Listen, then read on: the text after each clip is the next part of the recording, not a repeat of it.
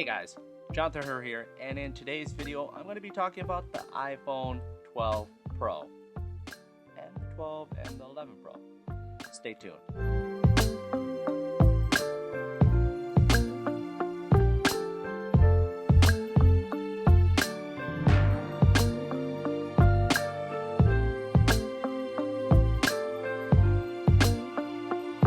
Hey guys, so like I said at the beginning, we're going to be talking about the iPhone 12 Pro. But what I'm going to do differently is I'm going to do kind of a brief overview of the 12 Pro versus the 12 and the 11 Pro. If you've seen any videos on YouTube, you pretty much know that the 12 and 12 Pro have the same 6.1 inch screen. Now with the 11 Pro, you've got the 5.8 inch screen. We've got OLED across the board. Now let's kind of cut out all of the similarities. They both use a Lightning to USB Type-C wire. They all three have the notch. And for the most part, they are all pretty quick phones. Now, here's where things differ. The iPhone 12 and iPhone 11 Pro both have 4 gigs of RAM. The 12 Pro actually has 6 gigs of RAM. Now, as far as storage size, the 12 and the 11 Pro, I don't know why I'm saying in that order, the 11 Pro and the 12 both start at 64 gigs right from the start. But the 12 Pro starts at 128 gigs. Now, when you get into data, both the 12 and the 12 Pro have 5G capabilities. And the 11 Pro only has LTE 4G. Now, this is not really a game changer for the fact that 5G is not really readily available to everybody, so I wouldn't even call that a buying factor. It's a nice perk for future proofing, but it's not the main reason why you buy it. Now, 11 Pro being the older one has the A13 Bionic chip. The 12 and the 12 Pro have the A14 Bionic chip. Now, when you get into battery life, based upon research, it shows that the iPhone 11 Pro actually will go for 18 hours, and so will the 12. But the 12 Pro will go for 17 hours. Now, there's a lot of factors in there, whether the 6 gigs of RAM, the 2 additional gigs is causing issues, LiDAR sensors. I don't know, but it's only rated for 17 versus the 18 hours. Now, you get into the video and photo. All these phones have cameras in the wide and ultra wide variant, but the 11 Pro and 12 Pro have a third camera for the telephoto. Now, telephoto is not really one of those cameras where you use it, but it's not your go-to for the most part after you've gotten a wide or ultra wide camera. But it does have 3 cameras, so I'm just gonna point that out so you know what you're getting into. Now, when it gets into video, all 3 cameras are great when it comes to video, but the key difference is the 12 Pro can actually handle 10-bit RAW video, and it does Dolby Vision.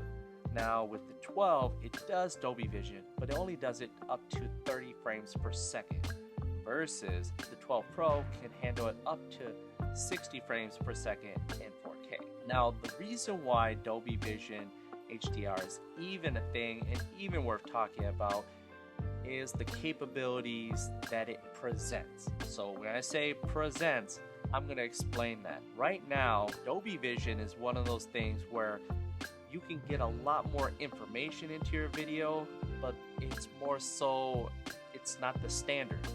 So it's kind of, if you want to simplify it, it's like when Blu-ray and HD DVDs were trying to come out. Now, HD DVD, for the most part, sounded like it was going to have everything.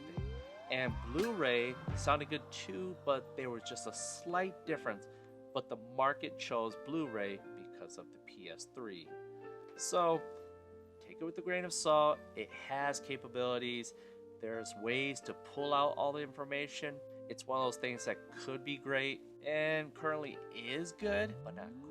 But Apple does have a tendency to push the market in one way or another. So just kind of keep that in the back of your mind. And next I want to give a big thanks to SupCase.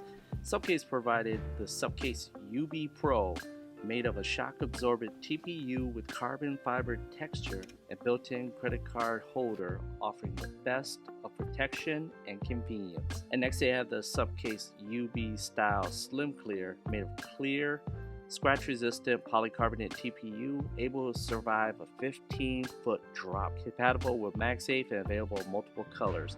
And next we've got the SupCase UV Pro, winner of CNET's annual drop test. This case offers a full body design and includes a screen protector as well as a rotating belt clip. And get on their website to see all their options as well as Amazon.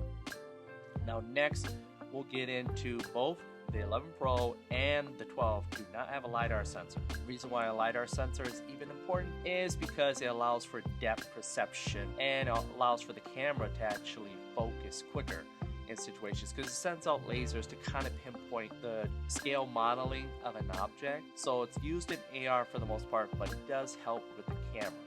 And the 12 Pro does have a LiDAR sensor. It does tend to focus a little bit quicker in my overall preliminary testings. Now, here's the biggest thing. It doesn't matter what I say to you as far as what these phones have, what kind of cameras and everything, pricing, because you got to see what your budget can really get you.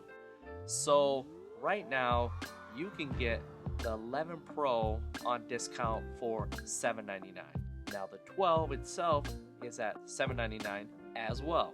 Key factor is when you jump up in price for the 11 Pro, you're jumping up from 64 gigs to 256 gigs. So it's a huge jump, and you're jumping up at least $100 to $150 versus the 12 costs you $874 when you actually jump up to the 128 gig. So really all depends on what you need and what you can actually get. And availability on a 256 gig 11 Pro is tight. Most likely you're going to have to do something like an Amazon Renewed program, something used or refurbished to get the 11 Pro in a 256 variant. Most people only have the 64 gig. Now when you jump up to the 12 Pro, price wise you're jumping up as well.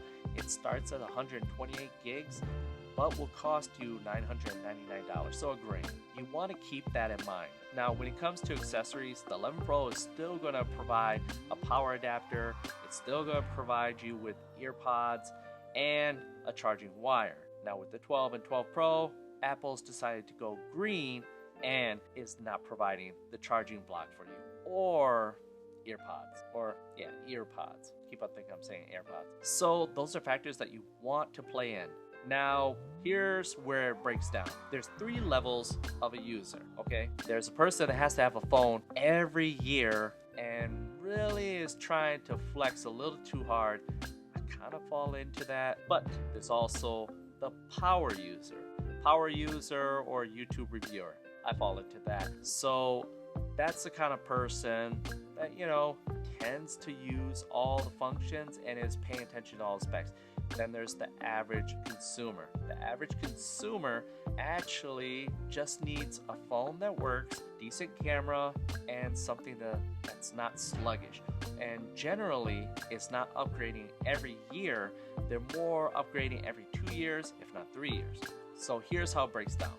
If I were to rate all 3 of these phones, I would go general consumer, go for the 12. That's gonna take care of you. You don't have to worry about upgrading because Apple is really good about upgrading their OS software for at least 5 years. So you're covered in that range. It's got a great dual camera system, the A14 Bionic chip, so you're future-proof, as well as 5G capabilities. When I say 5G capabilities, unfortunately, it does throttle back and forth between LTE and 5G. Moving forward, if you want the latest and greatest, but the budget is kind of an issue, but you still want a rock solid phone and you don't mind used, I would go for the 11 Pro. The 11 Pro is kind of like that, kind of the next tier, but you can get it on a budget right now. And if you want the latest and greatest, you go for the 12 Pro. The 12 Pro is the latest and greatest. So, latest and greatest, you go with the 12 Pro. If you want the greatest tech, doing tech review, 12 Pro. But if you want the latest, greatest, but you're still on a budget, I kind of lean towards an 11 Pro. Now, you could still get them brand new, but like I said before, it is kind of tight to get a 256. If that 64 gigs is enough, then you'll definitely be fine with the 64 gigs, and you'll definitely be able to find more of them. Yeah, with that being said, it's really up to you which phone you want. I'm just giving you a quick overview. All of them are great phones, but it's really up to your budget and your interest, because not all of us are kind of self-professed techaholics or tech reviewers. So anyways, I'm Jonathan, and I'll catch you guys in the next